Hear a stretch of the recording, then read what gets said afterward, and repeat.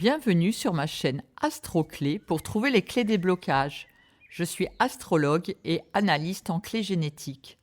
Aujourd'hui, nous cherchons les clés d'Elon Musk, entrepreneur, chef de nombreuses entreprises mondialement connues, proche de Donald Trump, homme fortuné avec de nombreux enfants et diagnostiqué Asperger.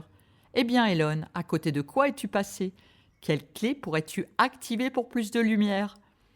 Du signe Cancer et ascendant Cancer, il doit faire la paix avec ses émotions, sensible et intuitif. Il est important pour lui de se sentir en sécurité. Et ce qui va l'aider à se sécuriser et d'organiser tout ce qui est désorganisé et chaotique. Alors là, il y a du travail, Elon. D'être en sécurité matérielle, financière, avec sa peur de manquer d'argent. Il est secret à une émotivité retenue, une des clés de porter attention à ses besoins et à ceux de ses proches, d'explorer et ressentir son monde intérieur. Le but métaphysique du signe du Cancer est la recherche de la vision de Dieu à travers lui-même. Une des clés de son besoin de sécurité est de ressentir cette sécurité en lui-même comme une ressource intérieure.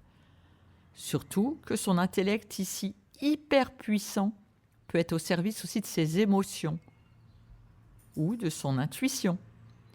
Il peut avoir des activités cachées, il a des attirances pour l'au-delà. La clé est de s'ouvrir à l'invisible, car en maison 12, on doit devenir l'outil par où Dieu, ou l'univers, réalise ses plans. La clé est de se reconnecter à son âme et à l'amour en soi. Avec sa maison 12 en Gémeaux, il peut entendre des voix qui susurrent à sa conscience, des indications plus ou moins douteuses.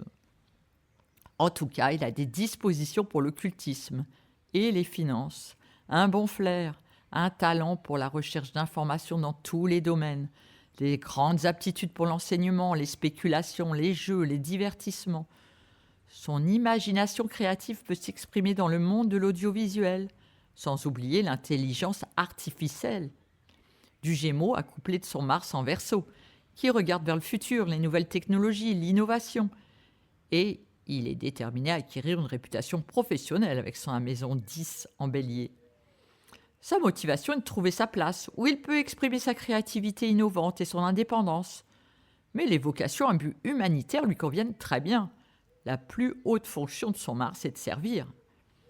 En amour, eh bien, il idéalise l'amour avec Neptune en maison 5 et la lune noire en balance. Il a une grande exigence d'harmonie, de paix, de justice, qui, paradoxalement, rend le rapport aux autres, notamment aux partenaires, difficile.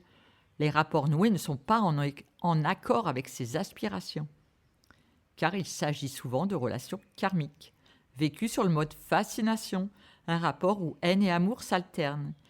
Il souffre d'une absence de compréhension, d'échanges équilibrés, que bien souvent il induit lui-même inconsciemment. La clé de guérir sa blessure d'abandon est d'accepter le compromis de son programme karmique, à la place de la relation fusionnelle à laquelle il aspire.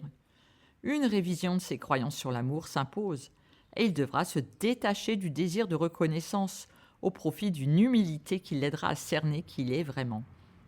Il aspire à vivre sans barrière ni limitation, et avec sa soif de liberté, il peut se disperser, être inconstant en amour, avoir des amours clandestins, de la jalousie, divorce, frustration sexuelle, chagrin, de l'amertume, de la dépression, sentiment d'être malheureux. Les difficultés de cette vie affective conduisent sur le chemin de la transcendance de sa façon d'aimer. Il n'exprime vraiment ses émotions et sentiments que lorsqu'il se sent engagé dans une activité humanitaire. L'amour émane alors de son cœur. Cette Vénus en maison 12 crée généralement un degré important de compassion pour les personnes opprimées. Il peut y avoir aussi sublimation de la sexualité avec des pratiques tantriques, par exemple. La clé est l'ouverture spirituelle. Une de ces clés aussi est de revoir sa manière d'exercer le pouvoir, l'autorité. Attention à une autorité abusive et besoin de régir tout et tous. Cela pourrait éloigner ceux qui l'aiment, dont ses enfants. La clé est de laisser à ses enfants la place pour grandir à ses côtés. Parce qu'avec Jupiter en maison 5, il y a satisfaction avec les enfants, ou problème. Je reviens sur son intellect hyper puissant. Mais la question est, comment va-t-il s'en servir? Pluton, la Lune noire et Uranus, dans la maison 3 de la communication, peuvent expliquer ce syndrome d'Asperger. La communication avec autrui, avec ce positionnement, sera le lieu où se manifeste l'ambivalence de la personnalité, entre désir et peur de s'exprimer. Il peut maîtriser mal son mental et peut être le jouet de pensées incessantes et inquiétantes. Une des clés est de synthétiser les données accumulées dans une vision holistique et développer son intuition, qui sait déjà tout, en apprenant à faire silence dans son esprit constamment occupé. Il peut s'aligner sur un système philosophique ou métaphysique aussi, pour discipliner et calmer son mental. Mais quel système choisit-il? Avec cette lune noire, il se sent particulièrement concerné par les problèmes que pose le langage, la linguistique, l'expression et la communication. Je pense ici à l'importance qu'il porte à l'intelligence artificielle. D'autant plus qu'il est un génie de la communication, révolutionnaire, original. Jusqu'où? Car sa clé est d'exprimer, communiquer, de faire connaître sa pensée, ses opinions, mais aussi d'être à l'écoute d'autrui. Tout comme il a besoin d'apprendre à vivre avec les autres. Il peut avoir des déceptions et même des déboires avec les amis. La sagesse s'acquiert avec Saturne en maison 11, avec le temps et les expériences avec les amis. Très important, Elon.